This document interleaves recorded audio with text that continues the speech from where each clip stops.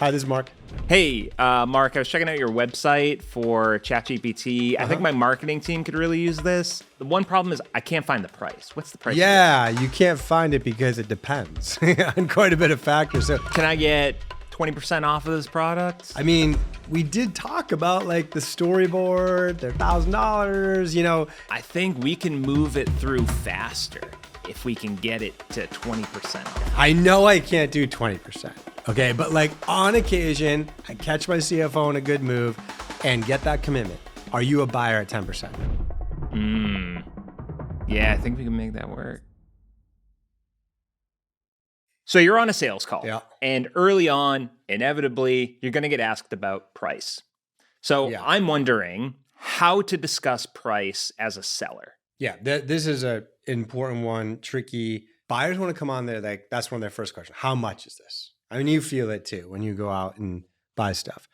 But I have seen the data on the other side, which is sellers that are able to deflect the pricing question toward the back third of the conversation have way more success with that sales pursuit than those that give it upfront. Okay, so there's like our first lesson here has to be a little dance around how to do that. So you ready for a role play, Matt? Yeah, let's do it. Okay, so you get the easy job. You get to play the somewhat aggressive buyer that wants to hear the price. So Yeah.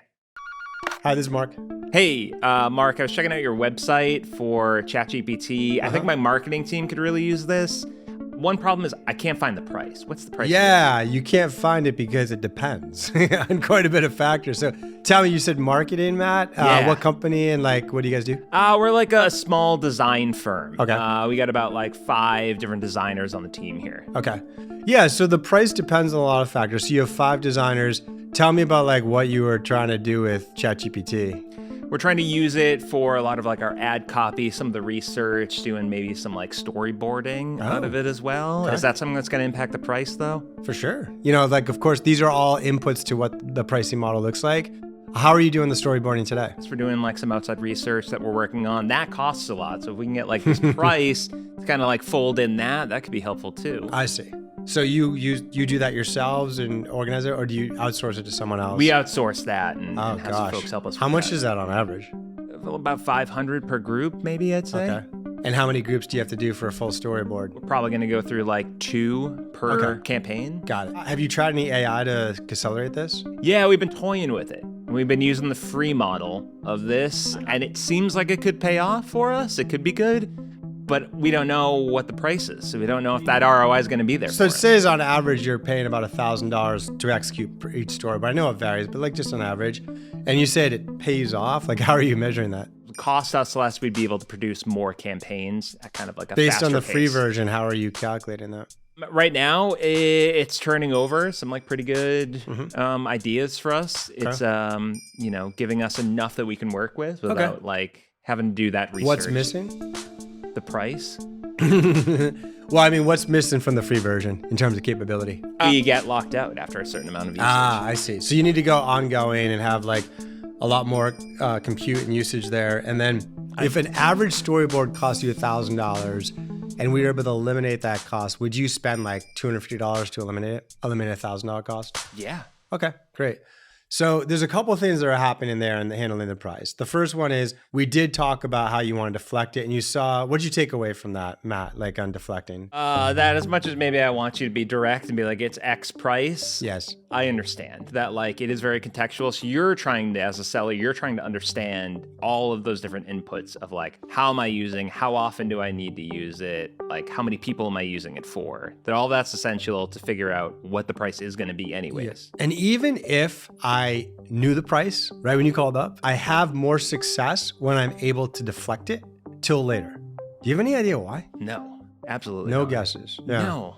Well, it's because like as a salesperson, I have an opportunity to do some work that you may not have done leading up to this purchase, which is to help you analyze the true cost of delivering on whatever you're looking to streamline or replace now. And that makes it easier for you to understand the tolerable price that you'll pay and to be able to proactively calculate the ROI. A lot of buyers don't really, they heard it's 200, so they're willing to pay 200, but they didn't really go through like a formal ROI. And not all buyers buy that way, but a lot of B2B folks do. And so that's the reason why if we deflect this toward the end, we increase the likelihood that we'll be successful with the purchase. Furthermore, we skip through a lot of this stuff, but like we've talked in other episodes around the more discovery we can do on their needs, the more qualification we can do, the increased likelihood we will have. So if we can keep that conversation going, deflecting the decision in price and not having to say, oh, it's $200, great, I'll call you back, then we're going to have more success with it, okay? The other thing that happened there was, and this is more of a style thing on my part, you'll also notice like a key question that I asked. Would you spend like $250 to eliminate a $1,000 cost? Yeah. Okay, great. There was sort of a moment in there where I almost locked you down to a committed price without telling you what my price was. Do you remember how I did that?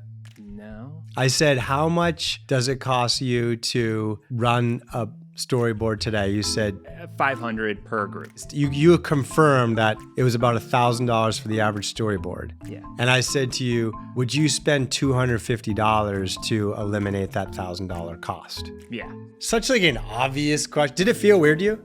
Yeah, it was kind of like, who's going to say no to that? Yeah, exactly. But just establish that and not assumed it. And like that pretty much locked me in. And if I'm going to always ask that question if I know if my price is going to come in lower. Because I'm way accelerated now in terms of like close rate. If I can get you, I just need to prove that this thing's going to deliver. And then hopefully my price is going to be lower than that. Well, yeah, so we forgot to record something here. You see, we have this genuinely helpful, also free resource for you. So let me do my best Mark impression. Navigating the sales question is hard. So I put together a playbook on how to handle the pricing question without losing the deal. It's got super tactical scripts, frameworks, and tools to help reps delay the initial question about price and establish ROI, value, and any sort of discounting you might want to tackle. I threw a link to it in the description. Scroll down and grab it. It's got everything you could need. All right, back to this chat with my favorite producer, the ever wonderful, ever handsome, best guy I know, really. And then this is more of like a style thing on my part, which is like, if I am not going to commit to a price on the call, even though I know directionally what it is, I'm going to quote them something 10% higher and get their agreement. So that like when the actual price that my CFO wants to charge comes out, they feel like it's even better than it is. Okay, does that make sense? Yeah, that makes sense. So what if they want a discount? Oh, they never want a discount. They always want a discount. Yeah. Right. And so two things there. Like if you're having to close through discounts, you're not performing as a seller. You haven't established value. Right. So like that's a different issue around pain development, urgency development. If you've done that an A+ job, you can hold your ground and say, I'm sorry, we don't discount, and they will still buy. But if you haven't established that, then you're going to have to discount. Now, if you're going to have to discount, there is a way to do it. What's your instincts? Like, what would you say, man? Hey, I love what you have there, but like, $250 seems a little much. Can you give me like 20% off? Can't do 20%, but we can do 10%. How about 15%? I'm locked in at 10%, but if I talk to my manager, I can get back to you and see what kind of All right. movement we can Well, do. I mean, if I talk to my manager, I might be able to go to 14%. See this game? This is like Yeah. annoying. Please don't discount. Please do all the hard work to establish pain, establish need, establish urgency, and be a world-class seller and hold your line. But if you do have to discount, just like don't commit and get the buy-in beforehand. So you basically say, okay, what were you thinking? So let's role play it, Matthew. Can I get 20% off of this product? Oof. I mean, we did talk about like the storyboard, their $1,000. You said like you definitely spend $250. I'm at $225. I'm not sure. It's not adding up to me like why this isn't like a home run purchase for you. I think we can move it through faster if we can get it to 20% off. I know I can't do 20%. Okay, but like on occasion, I catch my CFO in a good move. I can sometime get like 10%. If I can find him this afternoon and get that commitment, are you a buyer at 10%? Yeah, I think we can make that. Okay, work. so you see what Yeah, I see. I didn't commit You that we can do time-paced it. Yeah. And also like just got to commit before I said it. That way I don't want to like something else happens, something else comes up. I'm like, okay, this is a huge favor. I just want to know that if I get this for you, you are definitely signing, right? So if you're going to have to do it, just make sure you have that up front.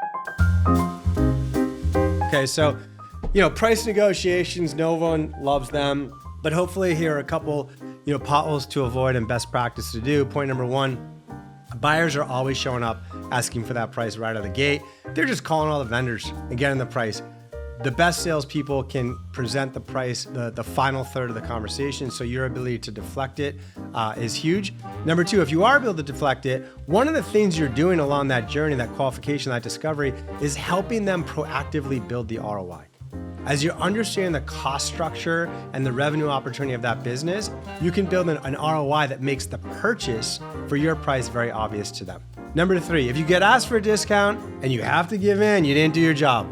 You avoid the discount by building up great need, great pain, great urgency, and you can hold the line. But if you do have to sell on a discount, get them to commit to the discount price in the purchase before you get approval from your manager and your CFO. All right, with that, I hope that helps you get through your pricing negotiations.